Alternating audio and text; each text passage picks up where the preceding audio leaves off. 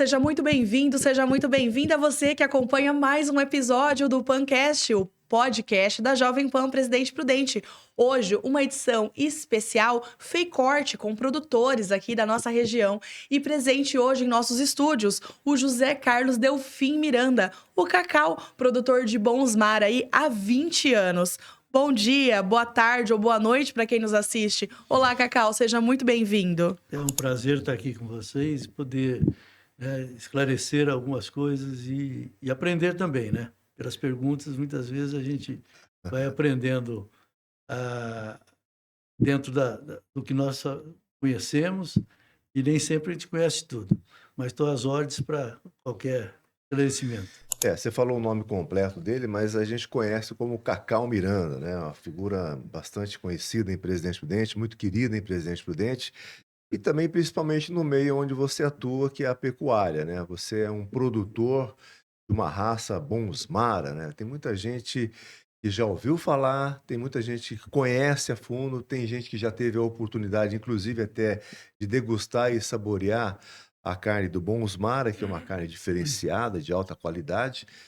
E a gente quer saber a respeito de você, Cacau, o que é esse universo da pecuária? Porque nós aqui em Presidente Prudente, na região oeste do estado de São Paulo, e adentrando aí Mato Grosso do Sul, Mato Grosso, o gado que predomina, na maioria, é o Nelore, né? O grande e Sim, famoso Nelore, né? sim. E você também já teve a oportunidade, foi criador de Nelore, e hoje você, há 20 e tantos anos atrás, você partiu para criar aí o Bonsmara, né? Desbravar essa raça no território em solo brasileiro. Como é que foi essa coragem, despertar isso aí para dentro da pecuária, você que já estava incrustado dentro da pecuária com o Nelore?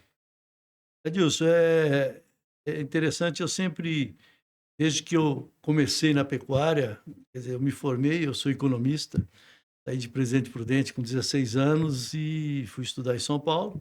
Sou maquinzista, né? E eu me formei e quando eu voltei, a minha intenção era exercer a minha profissão, né? E meu pai já tinha duas propriedades rurais, né? Uma em Sandovalina, outra aqui em Presidente Prudente. E por casualidades, por coisas da vida, ele acabou adquirindo, entre aspas, uma propriedade no Mato Grosso do Sul, em Nova Andradina. E eu cheguei aqui no fim de ano, com o diploma na mão, e tinha uma proposta para eu ir trabalhar no Rio de Janeiro. E naquela época, Rio de Janeiro, era uma firma de frigorífico lá, que me convidaram. Aí meu pai falou, eu sou filho único homem. Pois é. Aí meu pai falou, você vai para onde, né? Me perguntou. E depois eu tenho, né, recém comprado uma propriedade no Mato Grosso do Sul, é quase toda sem formar. E resumindo, de Natal eu recebi um boné, uma botina, um F4000. Vai E trabalhar. virada já para o lado do Mato Grosso do Sul. E aí foi meu início, né? Ali, uma área que eu aprendi muito, até com os funcionários que existiam lá. E eu sempre, como meu pai, sempre fui apaixonado pela pecuária, pela cria, né? Meu pai era uma pessoa assim, quando ia desmamar os bezerros, quando você tira o bezerro da vaca, ele fica berrando, né? E meu pai, quando tinha desmame, ele ia lá para o Mato Grosso para ficar na sede, na coisa que era próxima ao curral, para escutar o berro dos bezerros desmamados. Aquilo para ele. E Era glória. realmente é uma sequência sem fim, né? A cria é uma sequência sem fim. Você vai, como aconteceu com meu pai durante 50, 60 anos, porque todo ano é inovação. Nasceu, desmamou, fez, aí complementa, né? Recria aquela coisa toda e vem a outra geração. Você sempre espera alguma coisa melhor. E na época era a pecuária, vamos dizer assim, ela ainda está muito sem, vamos dizer, tecnologia. E nós aí eu falei, eu vou para a fazenda. Falei para meu pai, eu vou, mas eu quero ser. Eu lia muito a respeito de pecuária e eu comprei um livro do André Voisin, né? Chamava O Gado e o Pasto, né? Então, eu ali aprendi que hoje é a rotação de pastagem. Ninguém fazia isso. Era uma coisa meio impensável, né? E dividir em pequenos lotes, né, e rotacionar com o gado. E eu fiz isso numa fazenda do meu pai aqui em Sandovalina. Aí quase fui deserdado. Né? Quando meu pai viu aquele lá, tudo dividido, a fazenda, não tá toda, louco? mas pai. E se tornou até lá, todo fim de semana eu tinha que estar lá, o pessoal ia, visitava. E realmente foi um início. Para conhecer, né? E isso tudo eu fui aplicando. Lógico que, como eu disse no início, o pioneirismo, ele dizia meu ex-sogro que pioneirismo tem dois caminhos, do sucesso e da derrota. Você não tem o meio caminho. Ou você vence demais, porque você é inédito, tudo aquilo é você não sabe, né, aonde vai chegar, e pode não dar certo. E eu tive isso na minha vida. Né? Caminhos, nós acabamos de falar de restaurantes. Exato. E nós fizemos, eu, Geraldo Ribeiro, Zé Carlos Costa, Antônio Renato Prata, eles todos eram mais velhos que eu. Não que eu seja novo, mas eles estavam... Eu, como jovem, mais jovem, eu sempre estava no meio deles, né? E o seu Farambo Chala, nós fizemos, Fazenda Apagador, fizemos o primeiro laboratório de inseminação artificial da região. Aliás, do Oeste Paulista todo. Né? E o Antônio Ramos, que era um veterinário, até não sei hoje, o seu Antônio ainda está vivo. E nós fizemos o primeiro laboratório de inseminação artificial. E começamos, quer dizer, isso fizemos para poder iniciar a inseminação na região, e foi o que eu fiz quando eu fiz os cruzamentos. Você falou que eu criava Nelore, quer dizer, meu pai na época, né, nós tínhamos vaca Nelore, e eu comecei a fazer o cruzamento com gado europeu, porque os touros europeus não são adaptados, né, no nosso clima, no Brasil. E aí começou meu entusiasmo e minha vontade, e isso realmente é uma heterose que dá um ganho no mínimo de 25% até 30%, né, em peso, em fertilidade, em tudo mais. E nesse cruzamento que você usava, quais eram os gados? Cimental? Limousin, Guianina, na época, tudo que aparecia de europeu, a gente ia colocando, porque o Nelore aceitaria, né, daria bom resultado com qualquer caso. E nisso eu fui adquirindo meus animais devagar, com a ajuda, logicamente, do meu pai, né? Fui comprando alguma propriedade lá próxima. E eu sempre gostei da cria e sempre, desde esse tempo, já faz muitos anos, eu sempre trabalhei com cruzamento industrial. Entendi. Aí cheguei, vamos dizer, passou toda essa etapa, em 2002, nós fomos numa excursão para a África do Sul. Para prospectar a raça lá da África do Sul. Essa é a Bosmara. Então, nós fomos lá para ver os Bosmara. Então, é uma raça que ela é criada lá na África do Sul, né? Ela foi um cruzamento de lá e se distribuiu aí para outros países. E hoje, África, Brasil, acabamos de falar aqui, Argentina e Austrália são os principais produtores. Perfeito. E como ocorre essa vinda do Bosmara aqui para você? Como ocorreu? E como ocorreu? Sim. Nós temos um amigo que até desde o tempo de faculdade, o Renato Barbosa, da usina Nova América, aqui de Assis. O Renato estudou comigo, o filho dele é todo mundo hoje tem fazenda no Paraguai. E o Tô sempre também foi uma pessoa muito inovadora, sempre pesquisou. E ele leu, certa vez, num boletim, uma revista, sobre a raça Bosmara.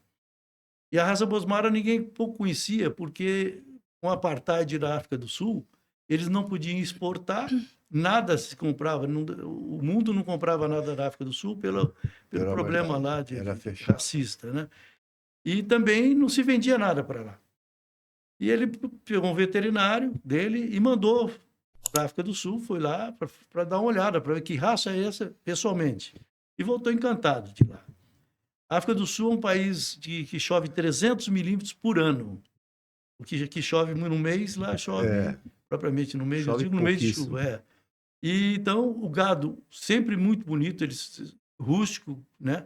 Sempre bem acabado. Ele voltou impressionado com isso. E o Renato, o que ele fez? Como não podia, da África, nada pode vir de animal, de sêmen, ele comprou 50 vacas lá. e fez as coletas de embrião e importava embrião. O embrião é a única coisa que Que podia vir, podia. né? E embrião e transferência de embrião, na época, até hoje, é muito delicado, né? Difícil, É uma difícil. coisa, é como barriga Muito de aluguel sensível. É. de coisa, então a gente faz isso. Você tem um aproveitamento de 25% a 30% no máximo na desmama daquele bezerro que foi implantado, né?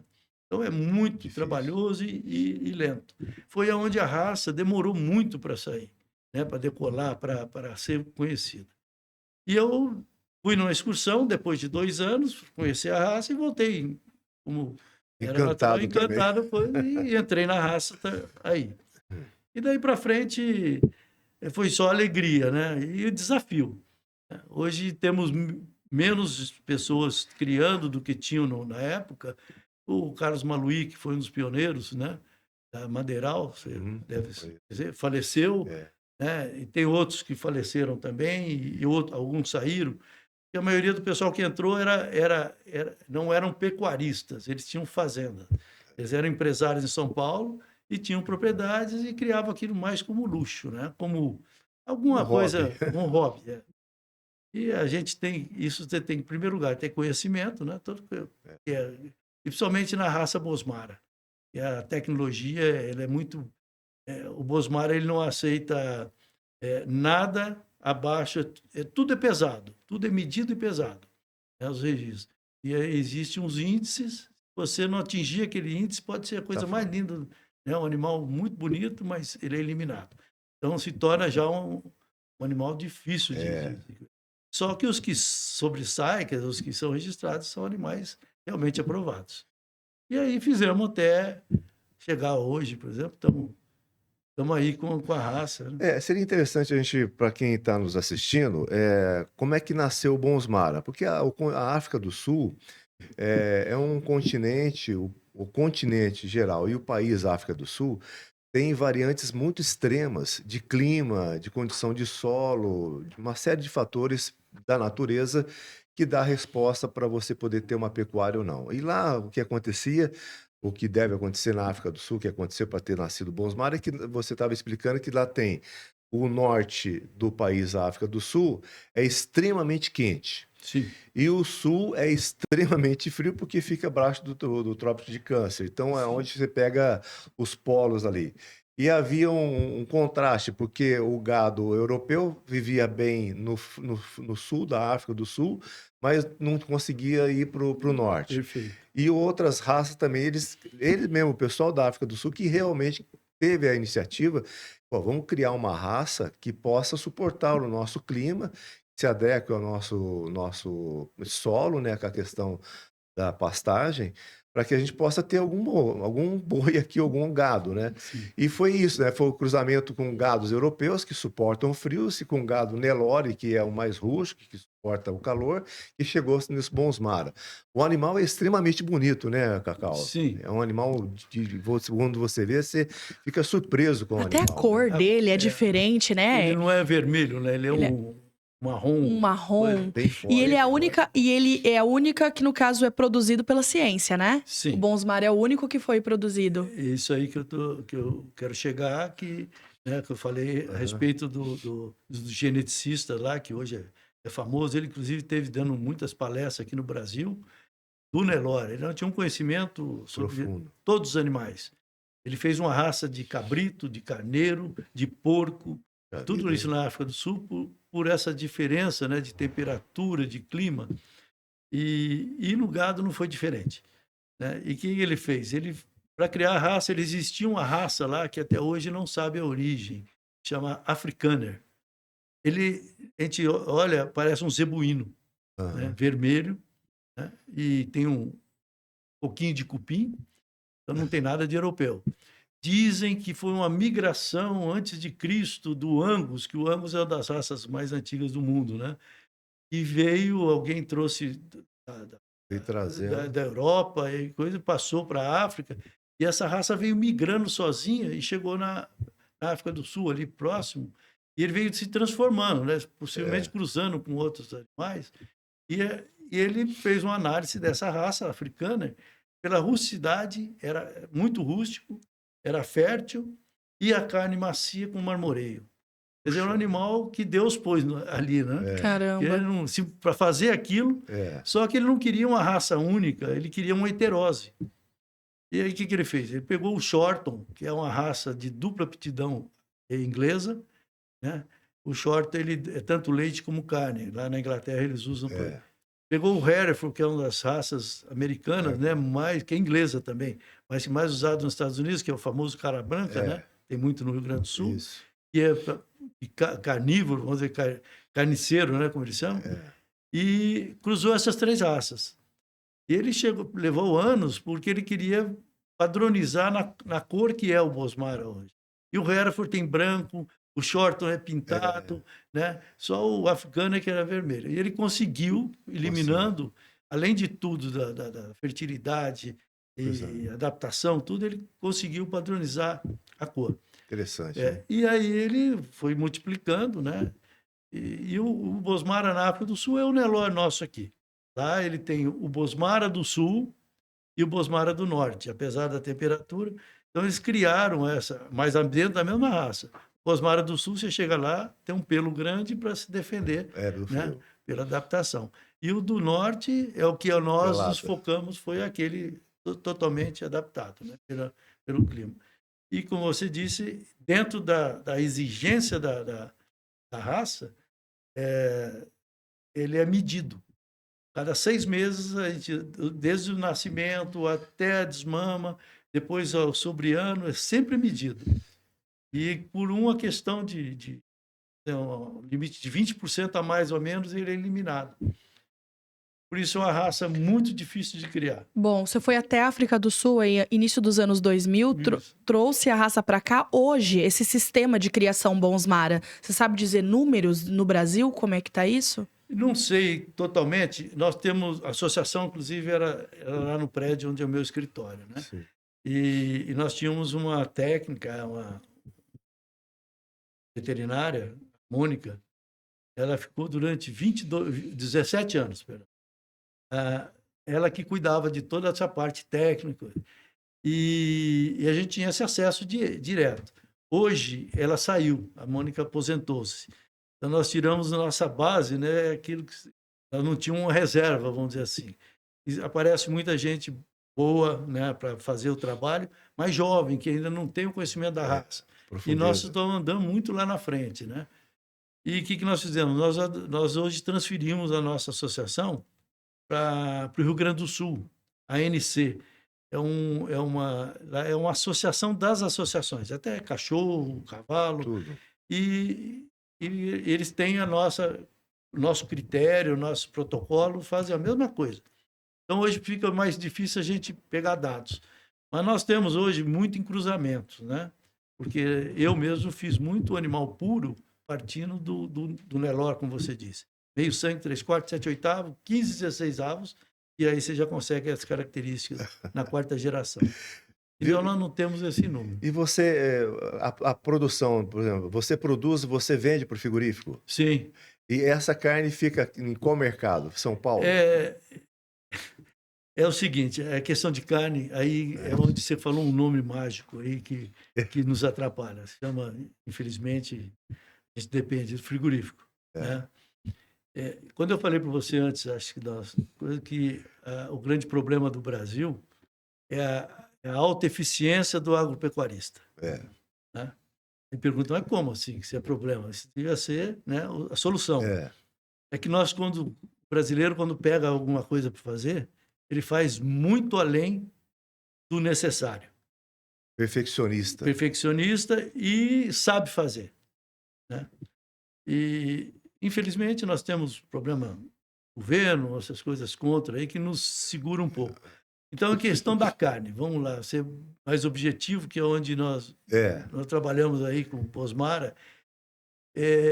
Quando começamos o Bosmara na carne, e eu parti, um dos poucos, eu e Carlos Maluí, que já faleceu, nós direcionamos nossa criação para a carne. O objetivo era carne, maciez, toda aquela tecnologia.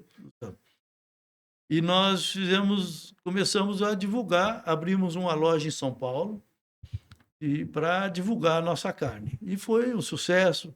Só que carne é aquilo. O brasileiro, quando fala em carne, até o nosso presidente fala, quando ele fala em picanha. Né? A picanha representa 1% do peso do gado. Imagine o resto que sobra. Né? Um animal de 500 quilos, vamos dizer, 250 de carcaça, ele tem 2,5 kg de picanha e o resto é o resto para o brasileiro. Mas não é. O que o Bosmara trouxe para nós aqui, outras raças hoje também, foi que apareceu, nós descobrimos por tecnologia da África do Sul, por manejo deles, por maneira de abate, e o americano também já usa, outros cortes muito melhor que a picanha. Então a picanha ficou um símbolo da carne brasileira, né? E no Rio Grande do Sul, na Argentina também. Então hoje nós temos a valorização do dianteiro. O dianteiro não valia nada. Pois é. Né? Era carne de segunda, a 100, aquelas coisas. E hoje nós temos no dianteiro um corte que pega, vamos dizer, 20%, 30% do dianteiro, chama short rib. Então é o que nós tínhamos macio, mais, né? macio e suculento. Que vocês, inclusive, era muito famoso no restaurante. Infelizmente, quando comemorávamos, como comentávamos aqui agora, pouco antes de ligarmos os microfones, os bastidores, foi uma pena, né? O restaurante foi encerradas as atividades aí durante a pandemia, mas vocês também fizeram muito, como você mesmo disse, ajudou na publicidade da criação do Bosmara no Brasil. Sim, foi isso aí. E nós, quer dizer, então, essa eficiência veio o que hoje? Para resumir, que nós vamos ver aqui na Feicorte, várias raças. Hoje nós temos o Nelore com marmoreio. Acharam uma raça, da origem da Índia, dos primórdios das importações indianas, né? Nenê Costa, Rubico de Carvalho, um animal descendente de Golias. Era um touro que chegou e foram descobrir agora que ele já tinha marmoreio. E isso está se multiplicando. Hoje nós temos carne Nelore excepcional. Né?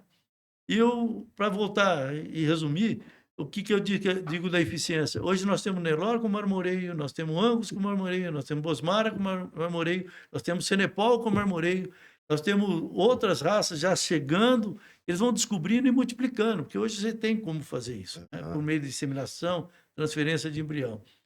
E o meu medo, e o que está acontecendo, é que toda vez que nós damos um passo para frente perante os frigoríficos, aquilo se torna commodities. E o que é commodities, quer dizer, o normal, eles recuam. Né? Então, ele fala, não, vamos pagar mais por esse animal que tenha isso. Aí começa a ter muita oferta, ele não paga, aquilo se para de pagar mais, ele se torna normal, e paga menos o outro. Está acontecendo com o gado de exportação, o gado China, que nós chamamos. Eles tinham premiação de 10, 15, até 20 reais por arroba. Hoje está no mesmo preço e algumas vezes até menos. Hoje está, acho que, R$8 a diferença. Tem muitas vezes, porque o pessoal, a eficiência começou. O que aconteceu? Nós reduzimos o abate de 4, um tempo atrás, era normal 4 anos. Hoje nós abatemos com 1 ano e meio, 2 anos, esse gado China. Né? Existe tecnologia, meu filho mesmo faz, chama TIP, trato intensivo a pasto. Desmama, põe já no coxo, com 14, 15 meses está pesando como um boi normal. Então isso vem segurar um pouco. E nós tivemos agora, voltando à pecuária geral, nós tivemos 2 anos aí de extrema, nunca vi isso, né?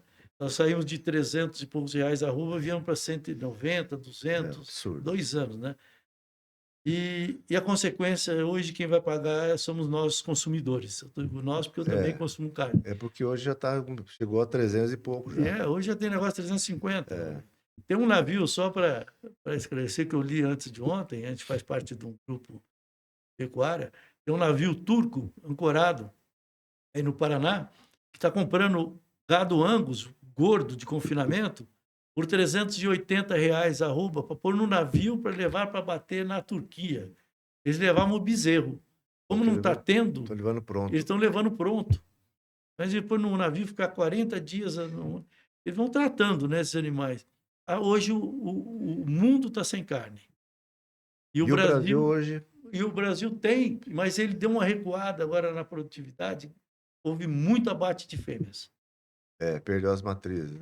Então, para começar tudo outra vez, a maioria desse pessoal que vendeu as fêmeas entrou para a agricultura. E o que seria uma saída para uma mudança de cenário nos próximos, vamos pensar a longo prazo aí, 15, 20 anos, Cacau? Não sei, eu não está lá, desculpa, mulher. Talvez uns 2 anos a gente Eu podia posso até falar besteira aqui, mas depois você não tem como me cobrar. Mas uns 2 anos você já consegue produzir matrizes, né? Mas Adilson, não, sabe, é o que eu estava dizendo. Eu conheço muita gente que saiu do ramo pecuária e arrendou para soja, para milho, para cana. Eu mesmo diminuí minha pecuária. Eu sempre plantei cana, sou vizinho, minha fazenda vizinha da usina, então, mas eu diminuí um pouco a pecuária, né?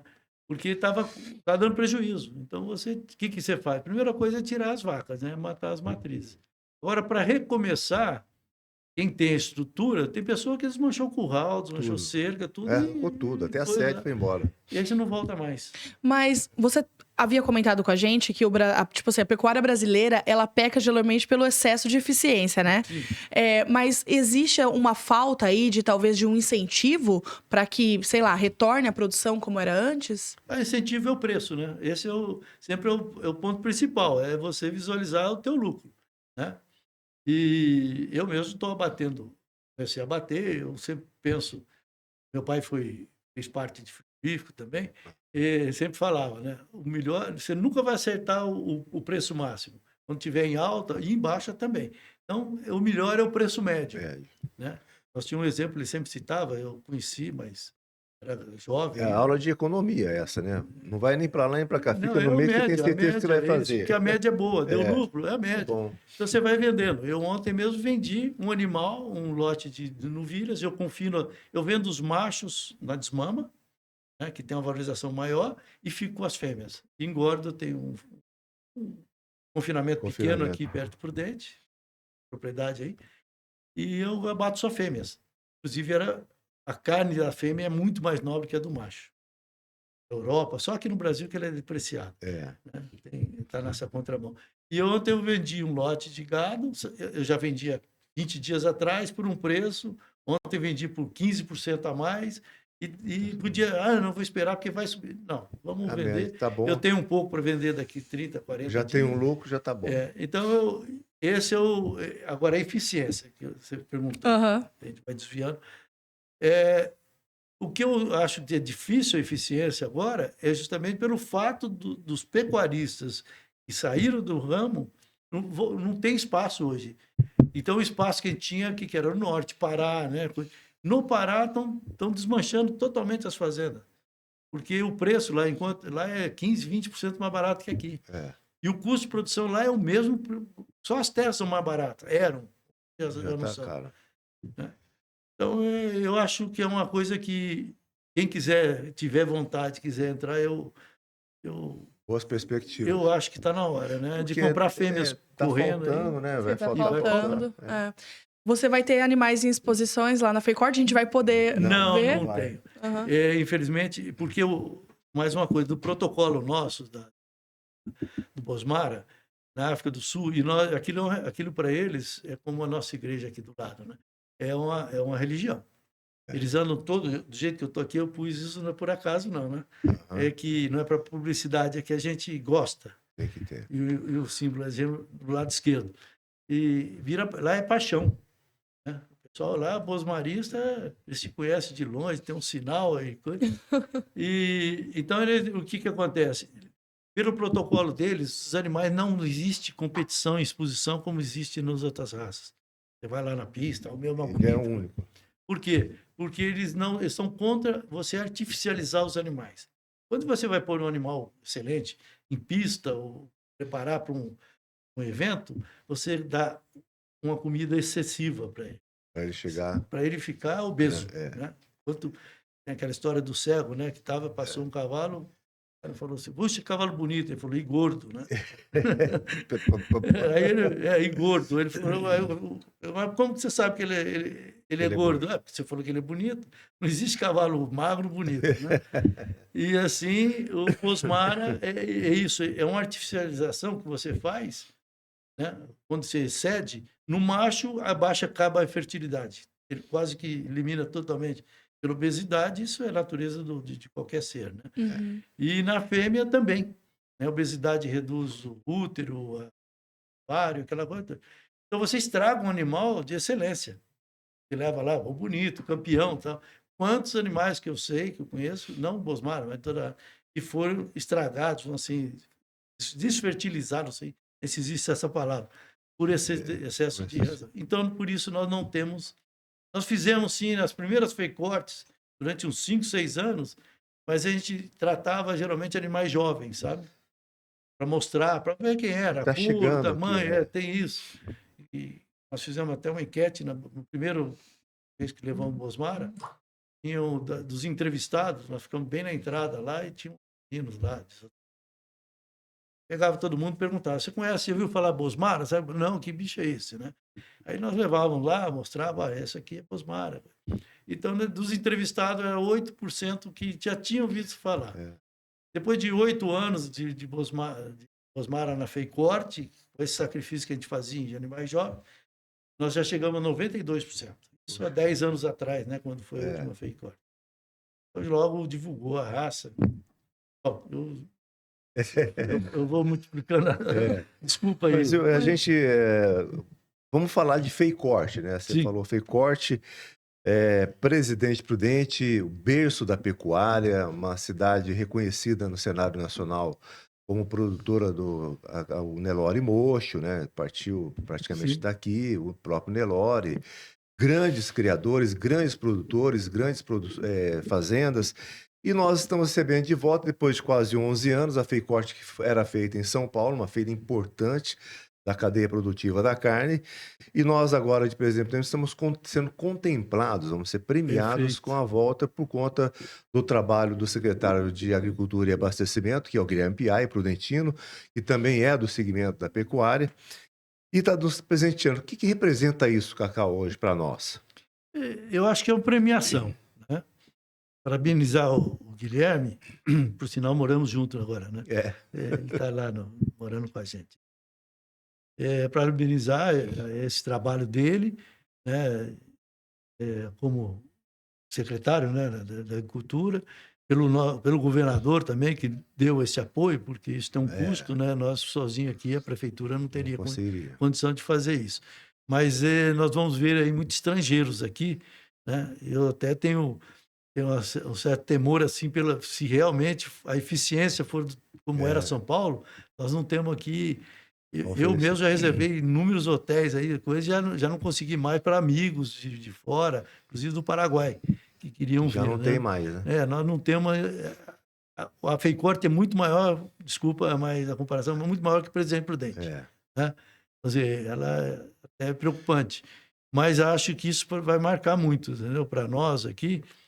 E apesar que a nossa pecuária, a tendência foi diminuir em relação à agricultura, né? Nós hoje estamos mais... o Brasil todo quase, né? Se transformando, e veio também aquilo que nós analisamos da baixa do gado, muita gente... Está saindo da... Mas a região é conhecida como o berço do quarto de milha, né? Como um dos berços do Nelor, como o Nelor Mocho, né? Lembrando do Geraldo Ribeiro, né? Do Bosmara, né? Porque você foi Bosmara, sim, nós aqui, Carlos Maluí, que era aqui na Madeiral, em Venceslau. Então, o Prudente vai brilhar aí no mundo, né? Porque realmente vem gente de todo lado. E para nós aqui, para a região, é muito bom isso, né? Essa carência de hospedagem de hotel tem que partir para o Airbnb, né? Que é uma alternativa que o pessoal vai ter, porque vai vir gente demais. Estavam conversando com o PI, já estavam confirmados 22 países aqui já. Pois né? Então, é muita gente. Fora, se você contar o cenário nacional, quantas pessoas estarão presentes, que querem estar presentes, pelo marco da volta da Feicorte, né? Porque depois de 11 anos voltar uma feira importante dessa, com cientistas, estudiosos, discutindo a questão da carne, essa questão do marmoreio. Sim, nós vamos ter um evento muito bom de marmoreio lá, um evento, acho que no último dia, né? Isso, no dia 23. De explicar, carne lá, inclusive. Beef Hour. Então isso... Aí você vai ver lá, acho que 4 ou 5 boxes de raças diferentes, o mesmo, quer dizer, disputando não, porque tem espaço para todo mundo, né? Nós não vamos estar presentes porque não fomos preparados para isso. Quer dizer, eu tinha parado minha fornecimento de carne, coisa por outras questões. Mas vai lá, então nós vamos degustar o que tem de melhor e saber, né? Isso instruiu a população mesmo, né? Exatamente. Como a gente dizia aqui, né? A Carla Tutilho da Verum, também organizadora do evento, disse: a feira, ela vai trazer muita informação aí, porque hoje essa informação é um pouco privilegiada, não é todo mundo que tem acesso às informações do que chega na mesa. E a FEICORT vai expandir esse acesso à informação do que realmente, dessas carnes, do marmoreio, enfim, do que de fato a gente está consumindo. Sem dúvida. Inclusive, eu falei a respeito de cortes, né? Nós vamos ver pessoas que não sabem. Então, é interessante que dona de casa brasileira, hoje um pouco menos, ela chega no açougue e isso para o açougueiro é uma coisa linda, né? Dá 2 quilos de bife para mim. Tchau. O que ele vai lá? Qual cara está segurando? Aquela lá. Aí, ó. Ela não sabe o que é alcatra, sabe o que é contrafilé. Não sabe. Então, isso para o açougueiro é uma beleza. Carne moída, ele dá 5 quilos de carne moída. Carne moída, né? ele pega todo o retalhinho que tem ali, passa na máquina, né? Tchau. Então, reforçamos aí, então, o convite, né, para a FEICORT a partir aí do dia de 19 a 23 de novembro, no recinto de exposições Jacob Tuzello. Cacau Miranda estará presente. Agradecemos você também a essa participação aqui no nosso Pancast para falar, em especial aí a nossa edição FEICORT também. Foi um prazer, né? Tô às ordens. Isso pra gente que é de Prudente, né? É bom ver esse sucesso.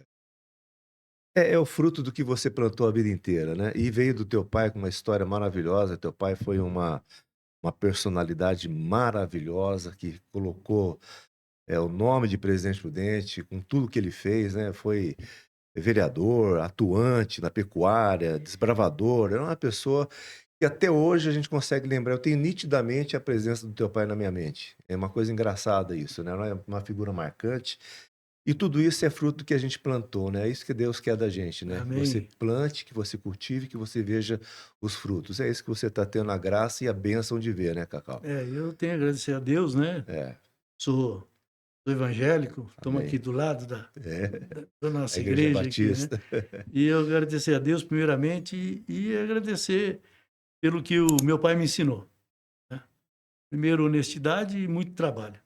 Estamos aí, até quando Deus permitir, estamos trabalhando aí, isso para a nossa região e para a nossa nação, né? Seria interessante a gente ter um pancast de 5 horas, né? Que daria para preencher livros ficar aqui. Falando. Parabéns, obrigada. E muito obrigada pela participação, Cacau. Eu que agradeço a vocês. Valeu. E durante essa semana você vai conferir vários episódios do nosso Pancast especial FEICORT. Até a próxima!